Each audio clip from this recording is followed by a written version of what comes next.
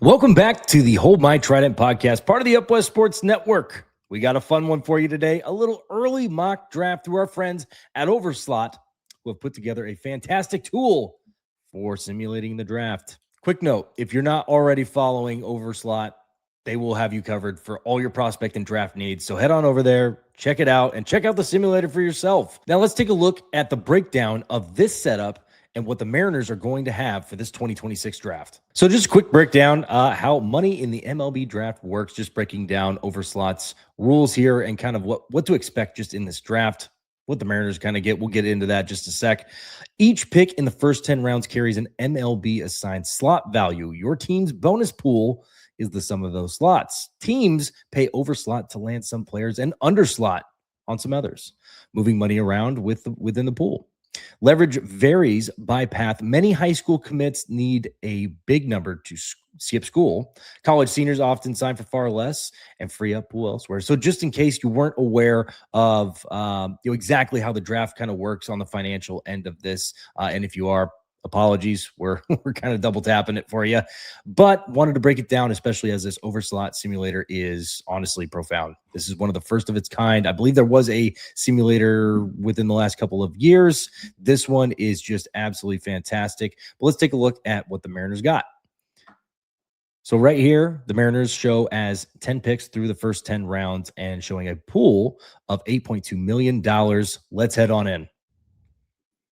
With the first pick of the draft, Rock Chalowski goes, followed by Grady Emerson, Jackson Flora, Justin LeBron, Jacob Lombard. I believe we have the 24th pick, as we can note up here. So we'll get ready for that as it comes up. You're seeing a lot of big names go. Honestly, there's a lot that I really like in this draft that just probably aren't going to fall to pick number 24. Guys like Justin LeBron, who's been kind of up and down this year, there's a chance he may fall in this draft. But if he picks it up to finish off the rest of the year, I doubt it. And then, Rock Chalowski is kind of your undisputed number one as of this moment. Grady Emerson has to be probably the number one high school player. And those two guys going back to back makes a lot of sense. I've done this simulator a couple times, and you're not always going to get the same. It does kind of vary where they go in the order, and who falls to 24. Sometimes you do get lucky and you get your players. So we're taking it at random this time. Let's see who we have available to us at pick 24. Cole Carlone from Arizona State just went to the Cubs, and now the Mariners are on the clock. Looks like at the very top, you have kind of the 19th overall player right now, Logan Hughes out of Texas Tech. There's some high school players in here that are kind of looking like they're best fit for us right now. Tegan Coons at number 31 overall prospect in their rankings. But let's just go best available and see what we can kind of come up with. My apologies. Let's go ranked and see what we can come up with. So Ace Reese still being available could fit a need. Aiden Robbins is definitely one of my favorites in this draft. But let's go. We got Brody Bamila, who has kind of come out of nowhere this year. I seen this guy all over Twitter. Left-handed kid out of Massachusetts that's now sitting 98 plus. I believe he's touched 100, or maybe he was 99. But a lot to like. Also, he's 6'7", 6'8", big dude. Absolute big dude. Tyler Bell is another name. I believe he's a sophomore. You're going to like this guy. Ryder Helfrich is flying up the charts. Not that we need a catcher with Luke Stevenson and company, but I mean, we're looking at just kind of the best player and best overall pick that you can kind of get, because you can also use these picks down the road to go trade for the player that you need to win the big thing, or just give yourself a chance to win it at least. So let's go ahead and break this down a little bit. Let's take a look at Ace Reese, Aiden Robbins, and Brody Bumala. Let's see what we got. All right, first up, out of Mississippi State, we have Ace Reese, third baseman.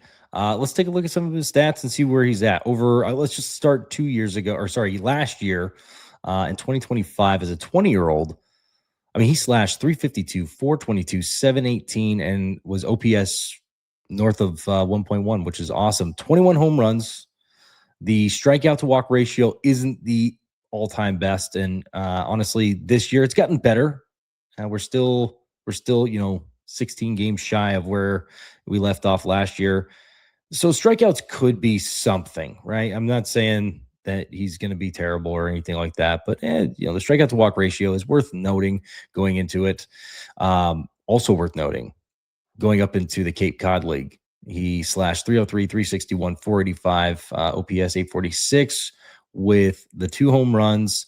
Not a big bag stealer, as you've seen throughout the years. 5 in his freshman year at Houston, and then 1 or none all throughout the rest of his career.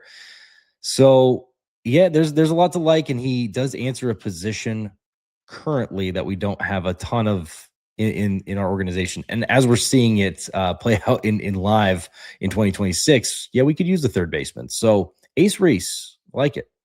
This year, 312, 411, 650 with 12 bombs, 47 RBI, and then, just that strikeout to walk ratio. All right, next up, we have Aiden Robbins out of Texas. I believe he's an outfielder.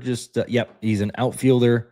And just checking out some of these stats here. He has hit pretty much everywhere he's gone. He was at Seton Hall, played for Gaithersburg in the summer league, and then played in the Cape for 2 years. And just noting, both years in the Cape, which if you're not familiar with the Cape, it is the best summer collegiate league that you could possibly be in. Pretty much everyone's there.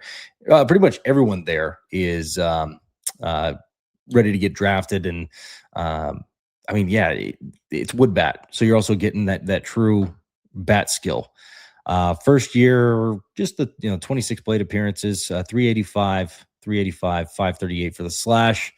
And then Seton Hall, he went off last year in 2025, 422, 537, 652. And 6 home runs. The strikeout to walk ratio is, I love this. And I think this fits kind of what Jerry loves too. 44 walks to 32 strikeouts. And then also 20 bags. And then this year, he's kind of on that same warpath. Well, maybe not same. Strikeout to walk ratio, you're seeing a little bit different this year. 15 home runs. So kind of sold a little bit out for the power side, but you're seeing it come to fruition. 41 RBI, 10 stolen bags, and then 368, 444, 737.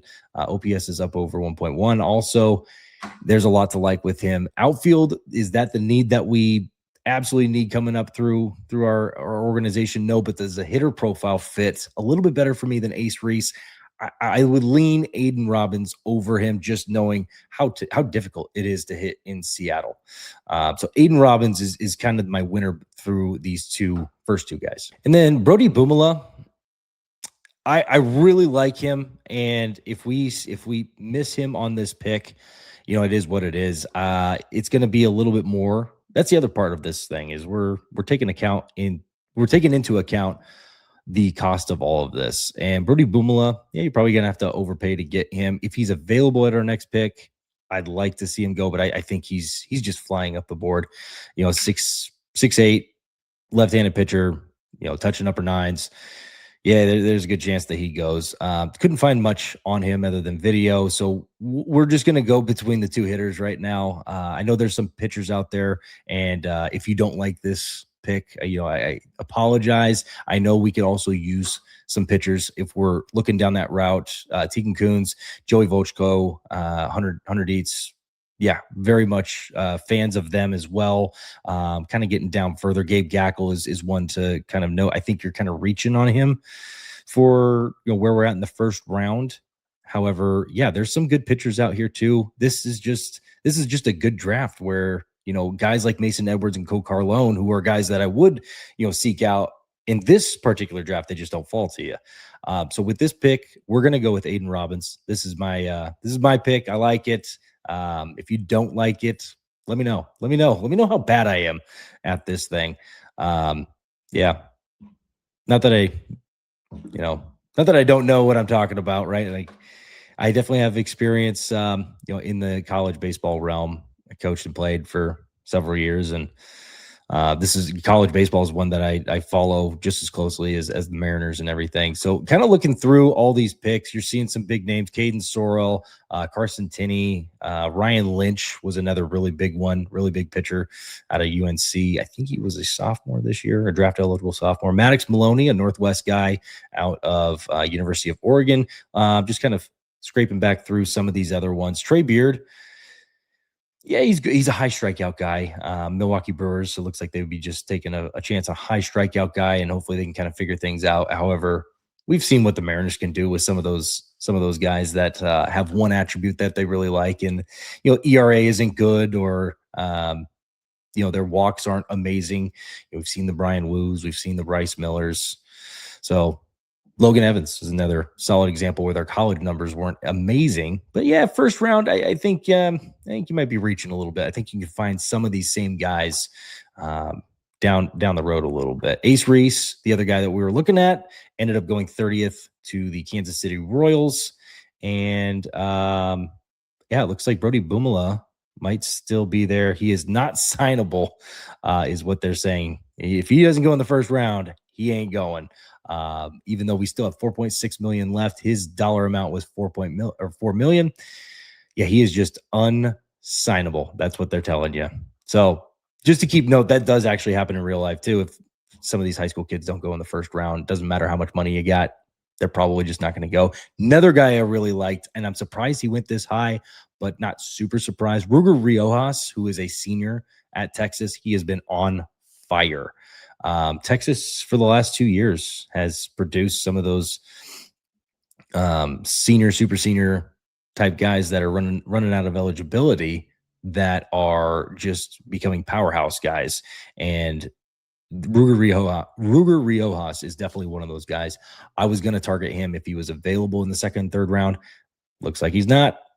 So down to our pick here at 65.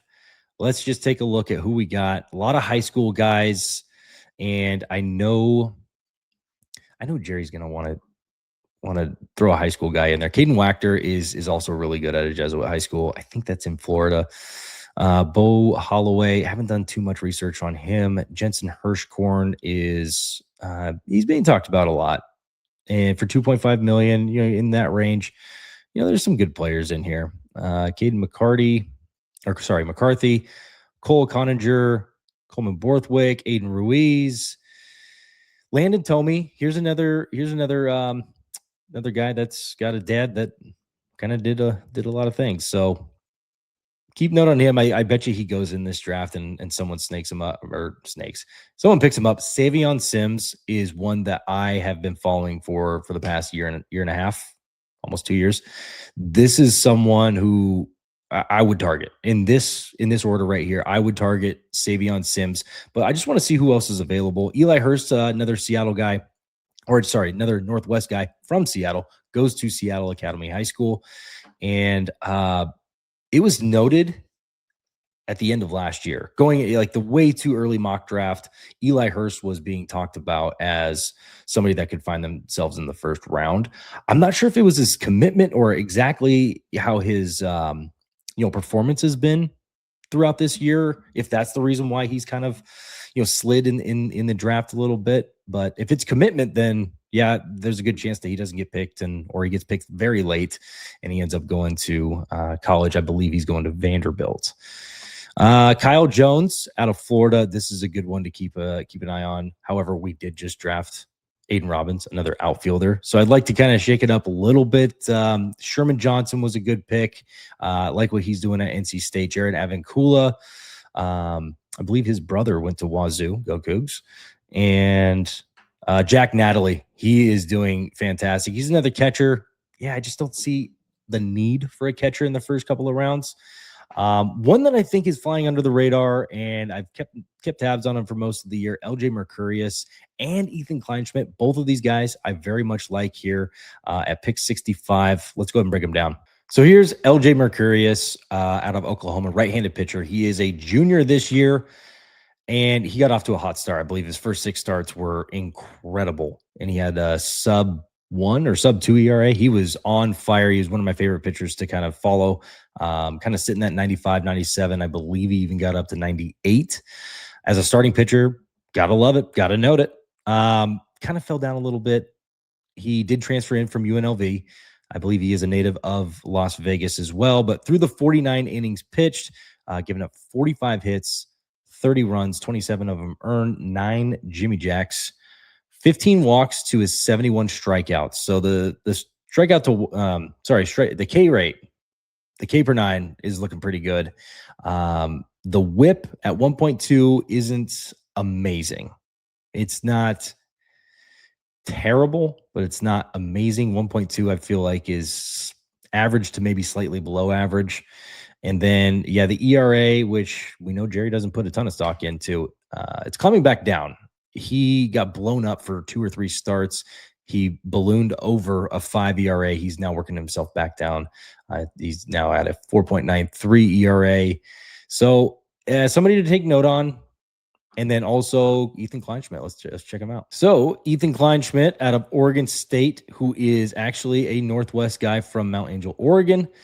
As the first 2 years with Oregon State, he had 91 innings last year in a very good season for Oregon State, had 113 strikeouts, 36 walks. He was very impressive this year. And then he also had a 3.56 ERA. He is a left-handed pitcher. Also worth noting, we don't have a ton of rising talent from the left side, I should say. The 3.66 ERA through 51 2/3 this year, surrendered just 43 hits, 21 runs, given up 8 jimmies, and then 17 walks, 68 strikeouts. The 68 strikeouts to the 51 2/3, not bad. That puts strikeout per 9 is at 11.8.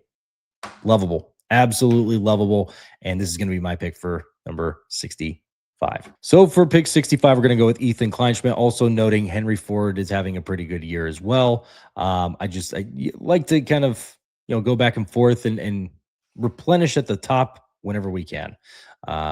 With pitchers, with hitters, trying to go back and forth, but also, just take the best player you can possibly, take. 1 million taken away from your pool. We're currently at 4.6. So adding him in will now put us down to 3.6 and 8 picks left. You'll see how this kind of clears out a little bit. Kyle Jones, Jared Avancula, Jack Natalie, Sherman Johnson, some of those names that we looked at, Henry Ford, Cole Prosack, Cade Lewis, LJ Mercurius finally goes there at 77 to the White Sox. Miles Bailey, another name I should have probably taken a look at. That's just a big lefty thumper who's dealing with a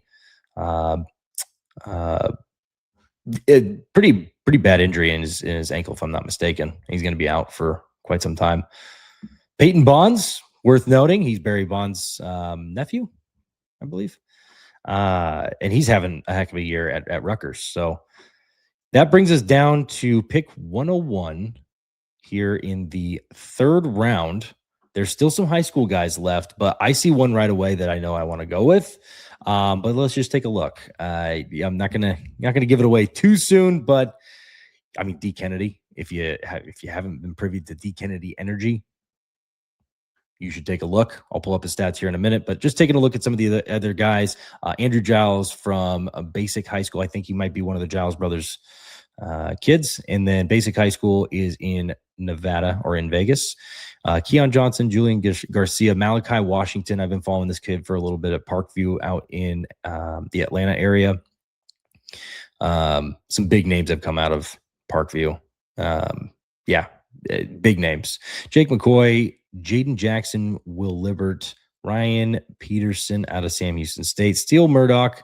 He's another one that's rising up in this draft. I really like Steele Murdoch from a right-handed pitcher's perspective.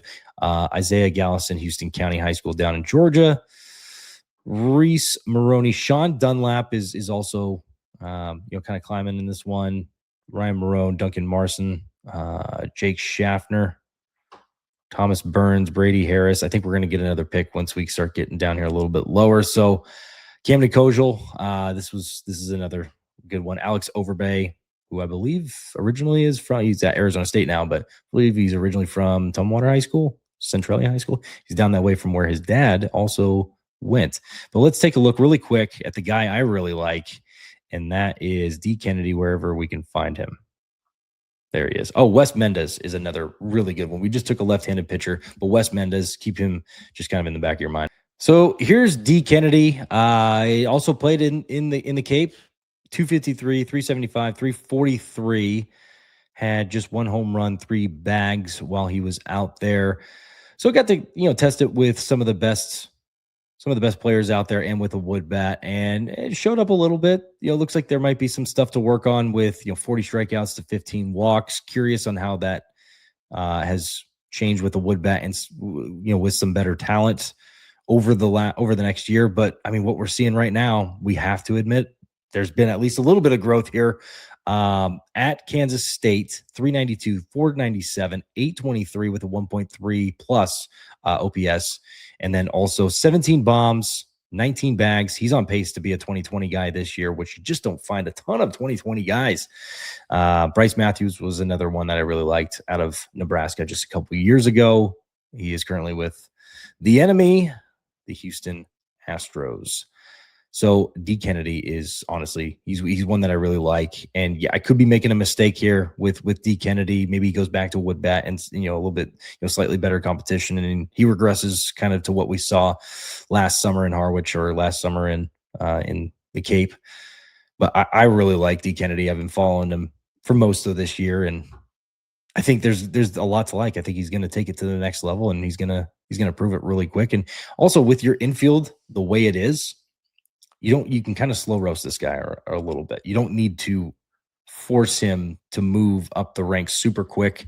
You got Cole Emerson, you got Cole Young, you got some of these other guys, Michael Arroyo, that are kind of making their way up through the minor league system already. So yeah, if you get him and he spends the rest of the year in Inland Empire. Sorry, forgot about it. I know we weren't Modesto. I knew we weren't Modesto anymore. Inland Empire. If he spends the rest of this year in Inland Empire and then spends most of next year in Everett, then you could be looking at something really good 2 years from now, especially if he progresses on the path that he's currently on. But I'm going to go with D. Kennedy. So quick note on D. Kennedy, he is set for $615,000. So pretty good little chunk of change out of the 3.6 million left. You're going to see that continue to dwindle. Let's just see where we're at. We're still at 3 million left and 7 picks. D. Kennedy, Braden Dow, Wes Mendez, the other guy I mentioned, he just went right there. Any other big names? Yeah, Steele Murdoch. Steele Murdoch just went to the Minnesota Twins there. And then some other big names. Camden Kojal to the Cards. Gavin Grahovac to the Marlins. He was another one that you want to follow at UNC. Cal Randall, that guy's pretty fun to watch. He's upper nines, like sits 98 to 100. I think he's even touched 101. Struggles a little bit with control. If that guy can get it under control, he's going to be extremely good. Roman Martin is another one. High bat to ball skill. He would also be a pretty good fit in Seattle. Trey Broussard, another good fit in Seattle. Jackson Willits, we have his brother already in our system, so he continues to fall in this. That's not Jackson. Jackson Willits, his little brother Eli Willits went number 1 overall last year. My apologies. We have the other brother from Virginia. All right. So sitting here at pick number 129, you still got the usual suspects up here. You could dip into some of that money with 3 million left. If there's anybody up here that I really liked, Savion Sims. This might be a really good pick for Savion Sims. Let's just see who else is available. And Grant Govell, he's a very good. He's doing extremely well at Southern California. Not going to light up the radar gun. I believe he sits, low 90s, tops out at like 94, maybe even 95. But he's he could be a good Jerry guy. For me personally, I probably wouldn't take him here. Once you get into 6th, 7th, 8th round, if he's still available, which I don't think he will be, that's where I think you take him and kind of run with what he's working with at USC right now. Cal Scolari is kind of in the same boat, doing a very good job floating up the draft boards. He's, I believe, a little bit better on the velo side. Not that velo means everything, but we've seen a lot of good stuff. Carson Jassa, here's a good one. Let's break down Carson Jassa really quick. So first things first, Carson Jassa listed at 6'7", 215. Always love that. Right-handed pitcher. We'll get rid of that video there. Pitched last year, didn't have the most amazing stats. However, the hits per 9, 9. It's worth talking about. 34 strikeouts over the 27 innings, 25 walks. The walks continue to be somewhat of an issue. Living at a 3.93 ERA through 52 and 2/3, surrendered just 42 hits, 23 runs, 30 walks, 77 strikeouts, 1.3 whip. So the whip is a little bit up there. This would be a guy that you would look at and say, hey, he's got some really good tools. Can we work with that? It would be kind of your, for lack of a better term, Brian Wu-esque or Logan Evans or Bryce Miller, except their ERAs, I believe, were in the 5s.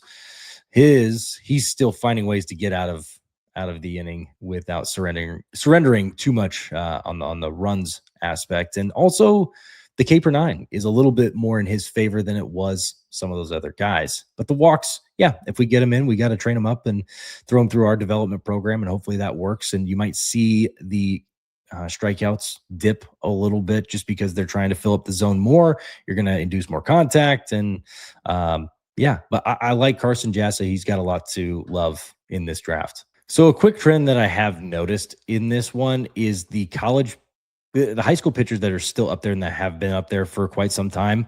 There's a good chance, or at least there is a chance, that they will be there in the next round. These college guys will continue to be plucked off the board. So for that sake, and just because I know a little bit of the trend that I've seen doing these mock drafts, I'm going to go with Carson Jassa. And then next one, I'm also going to take a harder look at Savion Sims and seeing who else is potentially available. So we're going to go with Carson Jassa. And that took $412,000, which brought us down to $2.6 million left with 6 picks still remaining. Daniel Covett, that's another big name to just kind of keep note of. Jaron Purify, that he's been doing really well. Very good bat-to-ball skills, and I believe he does steal bags very well. Cam Johnson, this guy is doing very well at Oklahoma. Him and LJ Mercurius, I believe, have been their 1-2 punch. And yeah, they both kind of have struggled through the ups and downs of just being a starting pitcher. Stephen Milam, who just entered off the screen there, he's another one I really liked. Good bat-to-ball skills, and comes from Albuquerque. It's kind of nice to see him coming from Albuquerque and doing well. LSU does have that connection to Albuquerque. Alex Bregman being another one, and I believe they've gotten some other Albuquerque guys that have come through their organization. Stephen Milam is pretty good, especially for the 5th round. I think that's a good pickup. Devin Sheeran, another LSU guy, transferred in from Wofford, I believe. He was a great pickup and has done very well out of the pen. Tommy Lepore was, I believe, supposed to be even higher than this at the beginning of the year. And as we left last year, they thought he was going to be doing very well. And I apologize. I just realized Gavin Gallagher, he is at UNC. We said Gavin Grahovac earlier. I said UNC. No, Gavin Grahovac is Texas A&M. I got them two mixed together. My name's Gavin. Gotta love it. Gotta love how dumb I can be sometimes. A lot of names to like in this draft, but that brings us up to pick 162, and I believe our guy is still there, and I think we still have some money that we have left available. Let's see what we can do here. Oh, did he go? I don't think I saw his name.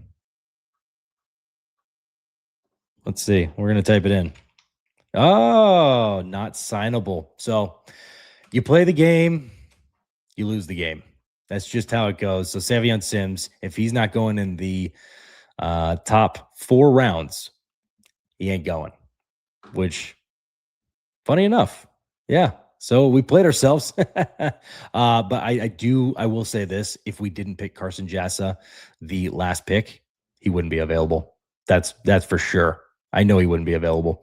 All right. To save us some time here, I kind of broke down 2 of my favorites from the college ranks. Just looking at a lot of these high schoolers, there might be some good. It's hard to really dive deep. And I know Overslot does a fantastic job of breaking these guys down and having their own kind of savant pages for these players. And it's a little easier to evaluate some of the high school players. But for this, I've just, I followed college baseball a little bit closely. So I'm going to go with some college guys. Trey Phelps is one that I really like and who is doing extremely well. I'll pull up his stats here in a minute, and we'll compare them with my other guy that I like here, Kyle Johnson, who is a 2-way player listed as a left-handed pitcher and an outfielder. Also worth noting, I must have skipped his name, or maybe I was busy looking at some other names, but Evan Dempsey, who plays at Florida Gulf Coast, should win the John Olerud Player of the Year, which is the two-way Player of the Year, which John Olerud is a Mariner, and he went to Wazoo. Fun fact for you, but Kyle Johnson, let's take a look real quick. So Kyle Johnson, historically, and he also had played in the Cape, historically, he hasn't been the best hitter. And this year he's starting to kind of turn the page a little bit. He was, with Duke's head coach, who ended up getting the job at Virginia. So now he's over at Virginia, batting or slashing 276, 412, 553. The strikeout to walk ratio isn't lovable. 35 strikeouts to 16 walks. And it looks like, 98 plate appearances. So he's played in 31 games. I think it's shy of what they it looks like he's not playing every day out there. He is a two-way player. So let's check out the other side of it. He also has 5 home runs and 19 RBI, 1 stolen base as well. But this side of the ball, which it looks like he's getting the midweek starts, or maybe he's starting on the weekend as well. 5 starts. Those are all the games he's played in as well. 16 innings, just surrendered 10 hits, and 21 strikeouts, over 8 walks in those 16 innings. Very intriguing profile athlete. And yeah, you might want to see another year of this guy at the college level as a hitter. So I'm gonna go. Let's take a look at Trey Phelps. So as you can see, Trey Phelps is a little bit more pronounced. He's been a 300 hitter all 3 years in Georgia. And look at the plate appearances in games. He's played 42 games, 50 games, and already 41 through this year with 193 plate appearances. And this year alone, slashing 370, 492, slugging 701, and almost a 1.2 OPS, 14 bombs, strikeout to walk ratio. Not the greatest, but the strikeouts over plate appearances, strikeouts over plate appearances, the Caper 9. Man, my brain is mush sometimes. The strikeout rate is not insanely bad. 40 RBI. He's got 7 doubles, 57 hits. Looks like his bat to ball skills are actually pretty good. Don't see any summer stats here, so not sure exactly what he did over the summer. Maybe he just trained. Maybe he just got ready for a new season. And as we're seeing a lot of good history here of just really good bat to ball. One thing I don't see is how he's doing with a wood bat, but he is an outfielder. I do like him, especially where this pick is. We're going to go in this direction. So with pick number 162, we're going to slide on down to Trey Phelps, who is set for $213,000. And I like it. I like Trey Phelps. I think he's going to bring a lot to the table. Kind of profiles a little bit similar to D. Kennedy. However, you're getting 2 different positions. Trey Phelps has slid over at first base. It was noted on Baseball Reference. So that leaves us with $2.4 million and 5 picks still remaining. So we'll try and get through these ones maybe a little bit quicker. But yeah, there's a lot to like in this draft. I think there's a lot of high floor, I think is what we're looking at. And there's Kuhio Aloy, which is Vahiva Aloy. I got corrected on that last year. Vahiva Aloy was one of my favorite picks. And at number 3, if we didn't have Kate Anderson, I was actually rooting for Vahiva Aloy. His younger brother, Kuhio Aloy, is going in this draft. Looks like he just went at pick 189 in the 6th round. Kyle Johnson almost made it to the very next pick. He would potentially be available for us here. We're going to go ahead and skip over the high school players and just take a look here at college. And yeah, if you don't like that, let me know. Let me know if you think that we should go attack some high school guys. We have $2.4 million. You know what? I talked myself out of it. I know some of you guys might torch me in the comments anyways. But let's take a look at some of these high school guys. Gunnar Skelton, we're just not seeing a lot. We don't get to see the full profile, so we're kind of guessing on some of these guys. Now, Keon Johnson, I did get to see a little bit. Andrew Giles, I did get to see a little bit. Malachi Washington, I saw a little bit. If he's ready to go at $1.4 million in the 6th round, this is one that I have seen a little bit more than the others. Jaden Jackson, I have seen him play a little bit. Yeah, Jaden Jackson gives you that versatility of infield, outfield. Andrew Giles comes from good bloodline, I'm assuming. And Keon Johnson's he's pretty good. I'm gonna go. If we're gonna go high school, we'll enter in one high school guy. I pick 191. We're gonna go with Jaden Jackson. Jerry and the developers, let's do your magic. I like this kid. Let's do it. 1.4 million puts us all the way down to 984,000 left through the final 4 picks. Bo Rudy is going. That's a good pick. Aiden Knack has done a phenomenal job over at Clemson. Kenny Ishikawa, he came from Seattle U and transferred out to Georgia. He is also a two-way player. Not having the greatest year, I don't believe. But he's still worth noting. Cameron Johnson, that's another solid name. Luke Pettit out of Dallas Baptist. Ethan Mendoza, Ricky Shepard. Yeah, there's some good names that kind of fell all the way out here at the 7th round pick. This one, all right, this one we're going to go college. Drew Titsworth, just a great name. You know, got to respect a good name when you see it. He's actually doing kind of well too this year. Michael Graziano. Mercer always produces, I swear, they always produce like 1 or 2 guys that end up just being a good pick, especially later in the post 5th round. Georgia Tech is on a roll this year. One of the better years we've seen Georgia Tech. And then also Cal Baptist is doing very well. Cider Cannon, this is a kid I was following last year at Davidson College. Made the transfer to Duke. He is a catcher. So if we feel that we need another catcher, if Josh Caron isn't maybe the guy that we want to go with, Cider Cannon could be a good steal in the 7th round. Let's just see who else is available. You got Davis, Rivers, Owen Klein, Luke Nixon, good bloodline. Jake Dewar, also good little story on the Nixon family. Their grandpa, I believe. Trot Nixon's dad played at Barton College, which was once upon a time Atlantic Coastal College, or Atlantic Christian College, I should say. And I coached at Barton College, and it's called Nixon Field, and they got that everywhere. But the Nixon family, Trot Nixon, all of them, they all do baseball very well there in the state of North Carolina. And Luke Nixon is having himself a pretty good year. Jake Dewar, Ethan Sorovic, Cooper Moore, the good old Drew Titsworth, Garrett Wright, Taylor Rabe. UC San Diego's they're having a pretty good year as well. Gavin Van Campen, Ryan McKay, Colin Jennings, Cade Bellew. This is a good name. This is a good one to keep in the back pocket if we don't find anybody else that we like here. Colin Fisher doing well at Arkansas.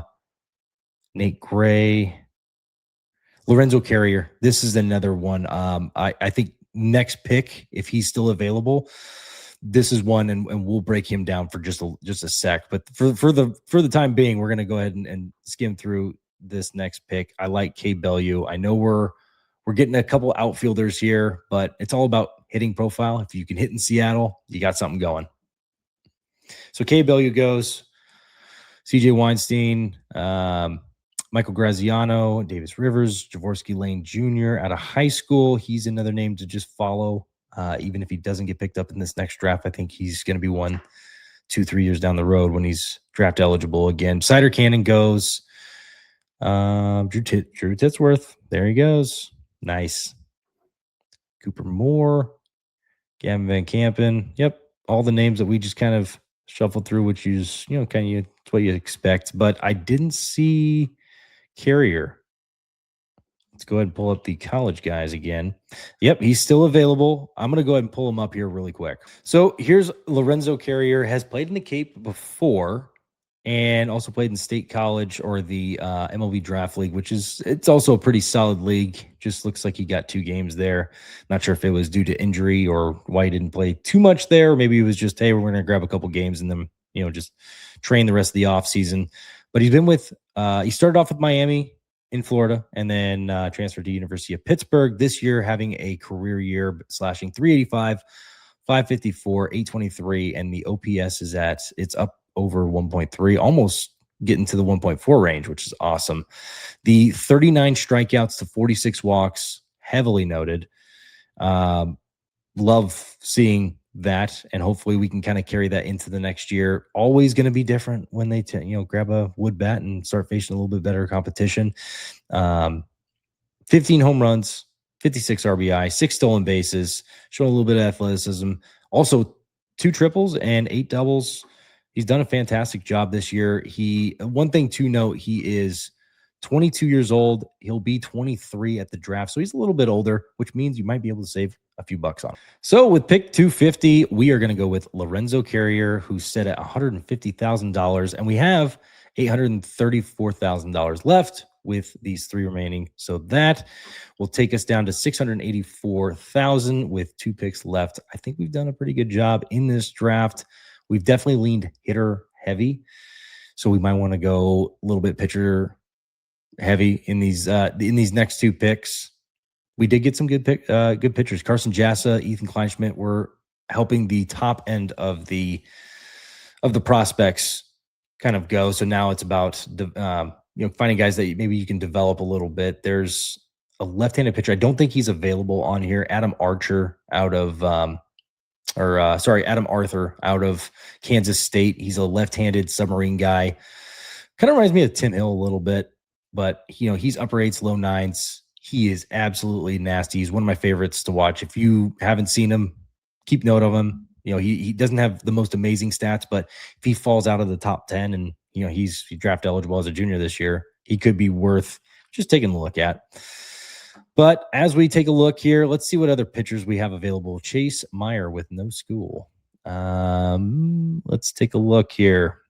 Some pitchers. TJ Pompey. It's another good one to keep in the back pocket. Ethan Thomas out of TCU is doing well. Luke Harrison out of University of Texas is doing well. And a left. We might come back to Luke Harrison here at Texas. I do like the lefties. We need more of them in our system. Because we'll get some of those older guys, right? We'll get 25 to 27-year-olds that are floating around the minors or wherever they may be. Rintaro Sasaki, this is a fun one. I don't know if he goes in this draft. He came over from Japan. He didn't have the greatest freshman year. He's struggling I think he's doing a little bit better this year. I could see him, because he is a true sophomore, but he is draft eligible. I could see him staying another year, especially if he's falling down here to the 9th round. Yeah, I got him staying another year. I think he's due for another really good year, and he can kind of rip that Band-Aid off and be good to go.